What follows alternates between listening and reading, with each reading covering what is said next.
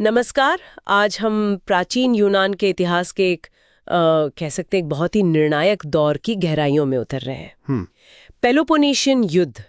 हमारे पास कुछ detailed notes हैं जो इस लंबे मतलब करीब 27 साल चले 431 से 404 ईसा पूर्व इस विनाशकारी जंग के अलग अलग पहलुओं पर रोशनी डालते हैं।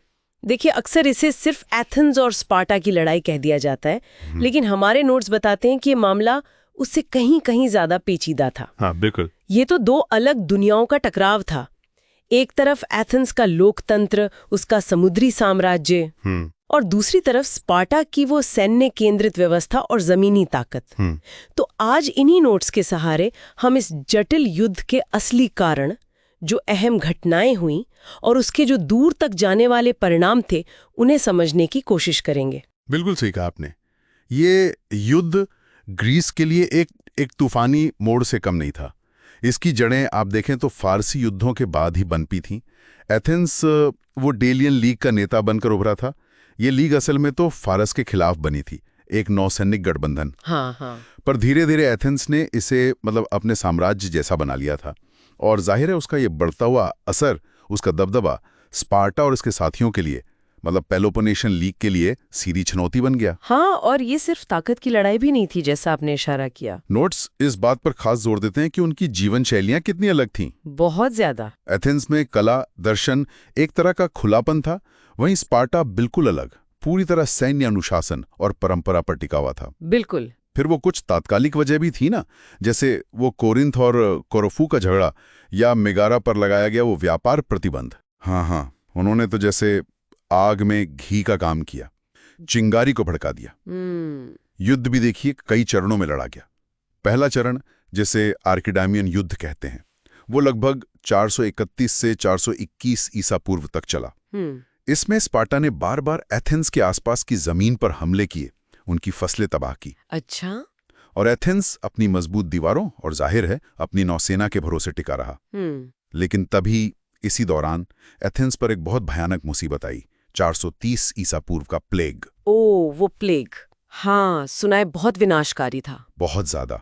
उसने शहर की एक बड़ी आबादी खत्म कर दी, और सबसे बड़ा झटका, उनके सबसे काबिल नेता पेरिक्लीस भी इसी में मारे गए। ये तो बहुत बड़ा नुकसान रहा होगा। बिल्कुल, इसका असर बहुत गहरा था। और फिर 421 ईसा पूर्व में एक शांति समझौता हुआ, निकियस की संधि। लेकिन जैसा नोट्स में भी इशारा है, क्या ये शांति टिकाऊ थी? मतलब क्या दोनों पक्ष सच में थक गए थे? देखिए, थी तो शांति, पर बहुत नाजुक। आपसी शक बहुत गहरा था, और दोनों तरफ ऐसे लोग थे जो लड़ाई जारी रखना चाहते थे। अच्छा। तो हाँ, ये शांति ज्यादा दिन टिक नहीं पाई। और इसी नाजुक शांति के दौर में एथेंस ने वो बड़ा दांव खेला, सिसिली पर चढ़ाई, 415 ईसा पूर्व। हमारे नोट्स इसे एक बहुत महत्वाकांक्षी लेकिन आखिरकार विनाशकारी कदम बताते हैं। ऐसा क्यों? क्योंकि वो बुरी तरह से नाकाम रहा। बुरी तरह से। एथेंस ने सिसिली के बड़े शहर सिराक्यूज पर कब्जा करने के लिए अपनी बहुत बड़ी नौसेना और सेना भेजी, लेकिन वो हार गए। हजारों सैनिक या तो मारे गए या गुलाम बना लिए गए। पूरी नौसेना लगभग तबाह हो गई। बाप रे। इस हार ने एथेंस की कमर ही तोड़ दी, और यहीं से कह सकते हैं युद्ध का पड़ला स्पार्टा की तरफ झुकना शुरू हो गया। ये बड़ा दिलचस्प मोड़ है। नोट्स में फिर फारस का जिक्र आता है।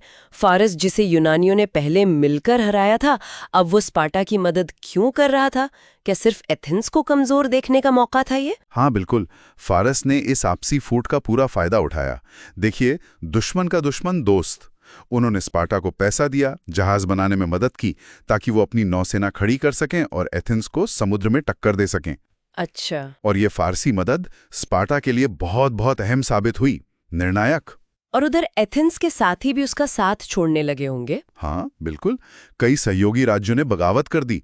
एथेंस चारों तरफ से कमजोर पड़ने लगा, और आखिरकार 405 ईसा पूर्व में वो एगोस्पोटामिया की लड़ाई हुई। हाँ। वहां स्पार्टा के सेनापति लिसांडर ने एथेंस की बची खुची नौसेना को लगभग पूरी तरह से खत्म कर दिया। और इसके बाद तो एथेंस के पास कोई चारा नहीं बचा होगा। कोई चारा नहीं। 404 ईसा पूर्व में आत्मसमर्पण, और शर्तें बहुत कड़ी थीं। क्या शर्तें थीं? नोट्स में जिक्र है। हाँ, शहर की जो लंबी दीवारें थीं, उनकी शान वो गिरा दी गईं। नौसेना उनसे छीन ली गई और शायद सबसे अपमानजनक, लोकतंत्र खत्म करके स्पार्टा के समर्थक 30 तानाशाहों का एक क्रूर शासन थोप दिया गया। क्या दुखद अंत हुआ एथेंस के उस स्वर्ण युग का। सच में परिणाम बहुत गंभीर थे, और सिर्फ एथेंस के लिए नहीं। एथेंस का साम्राज्य खत्म, उसका स्वर्ण युग खत्म। स्पार्टा बेशक ग्रीस की सबसे बड़ी ताकत बन गया, लेकिन वो भी इस जीत को ठीक से संभाल नहीं पाया। अच्छा, वो क्यों? वो भी अंदरूनी झगड़ों में और फारस पर अपनी निर्भरता में उलझ गया।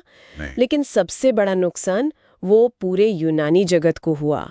दशकों की इस लड़ाई ने सभी शहर राज्यों को आर्थिक और सैन्य रूप से बहुत कमजोर कर दिया था। आपसी भरोसा बिल्कुल खत्म हो गया। एक स्रोत तो ये भी तर्क देता है कि इस युद्ध ने यूनानी पोलिस यानी शहर राज्य के विचार को ही अंदर से खोखला कर दिया। और इसने बाहरी ताकतों के लिए रास्ता आसान कर दिया। और यहीं पर हमें इतिहासकार थ्यूसिडाइड्स को जरूर याद करना चाहिए। हमारे नोट्स में भी उनका जिक्र है। हाँ बिल्कुल, वो खुद इस युद्ध में शामिल थे और उन्होंने कोशिश की कि घटनाओं को बिना किसी लाग लपेट के, देवताओं के दखल के बिना, सिर्फ कारणों और परिणामों के नजरिए से दर्ज करें। बिल्कुल। उनकी किताब history of the Peloponnesian war आज भी हमें सत्ता, युद्ध और इंसान के स्वभाव के बारे में बहुत कुछ सिखाती है, बहुत प्रासंगिक है। तो इस पूरी बातचीत और हमारे नोट से जो तस्वीर उभरती है, वो सिर्फ एक पुराने युद्ध की कहानी नहीं लगती। नहीं, बिल्कुल नहीं। ये दिखाती है कि कैसे अंदर की फूट, सत्ता की महत्वाकांक्षा और विचारधाराओं का टकराव बड़ी से बड़ी सभ्यताओं को भी घुटनों पर ला सकता है। बिल्कुल। एथेंस और स्पार्टा की जो ये आपसी रंजिश थी, उसने आखिरकार पूरे ग्रीस को ही कमजोर बना दिया। पहले फारस और फिर, जैसा हम जानते हैं, उत्तर से उभरते मैसेडोनिया के लिए रास्ता खोल दिया। फिलिप और फिर सिकंदर। ये हमें सोचने पर मजबूर करता है कि क्या अपने गुट की तात्कालिक जीत या दबदबे के लिए लंबे समय की सामूहिक सुरक्षा और स्थिरता को दांव पर लगा देना समझदारी है? सही बात है। यह सवाल शायद इतिहास के हर दौर में उतना ही जरूरी रहा है जितना वो 2500 साल पहले था।